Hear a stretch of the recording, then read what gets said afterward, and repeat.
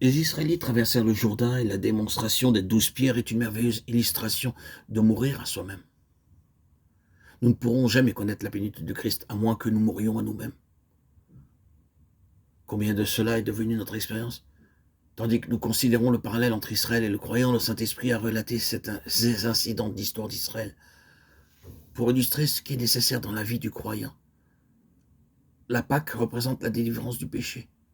La délivrance de la mer Rouge représente cependant la séparation d'avec le monde et notre identification avec Christ. Le passage de Jourdain représente notre mort à nous-mêmes, portant la croix chaque jour suivant notre Seigneur. Il est important que ceux qui connaissent le Seigneur Jésus-Christ comme Sauveur réalisent non seulement qu'ils sont rachetés du jugement, mais qu'ils sont séparés du monde et qu'ils ne peuvent plus longtemps se dominer eux-mêmes. Si vous êtes seulement un enfant racheté de Dieu, vous ne pouvez pas entrer dans la plénitude de Dieu, à moins que la mer Rouge prenne soin de vos ennemis et le Jourdain prenne soin de vous-même. La plénitude de Dieu est ce qui devient la propriété du croyant par Christ habitant en lui. Ayant reçu Christ, nous le possédons, mais il désire nous posséder pleinement. Il nous possède seulement lorsque nous lui obéissons et nous nous soumettons à lui. Toute la jouissance de la plénitude de Christ dépend d'une seule chose, l'obéissance. L'obéissance est un des mots-clés de la vie chrétienne.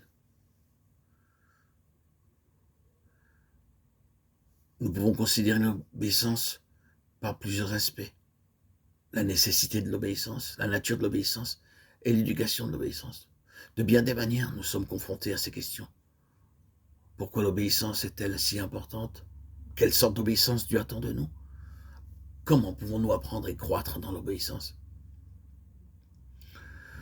Je suis persuadé que Dieu a des réponses pour tout cela. L'obéissance est la chose la plus importante que nous devons apprendre. Nous devons être écoliers dans la parole de Dieu. Toute notre connaissance intellectuelle est vaine si nous n'avons pas d'obéissance. L'obéissance est nécessaire. Ceci est la chose qui détermine toute notre véritable grandeur. Aux yeux de Dieu, notre véritable grandeur repose sur ce seul critère, l'obéissance. Celui donc qui supprimera l'un de ses plus petits commandements et qui enseignera aux hommes à faire de même sera appelé le plus petit dans le royaume des cieux. Mais celui qui les observera et qui enseignera à les observer, celui-là sera appelé grand dans le royaume des cieux. Matthieu 5, 19. Ici est montré le principe pour devenir un homme véritablement grand dans le royaume de Dieu. Celui qui fera et enseignera. Non pas celui qui enseignera et fera. Celui qui apprendra l'obéissance tout d'abord dans sa propre vie et sera alors capable d'enseigner l'obéissance aux autres. Celui-là sera considéré grand dans le royaume des cieux.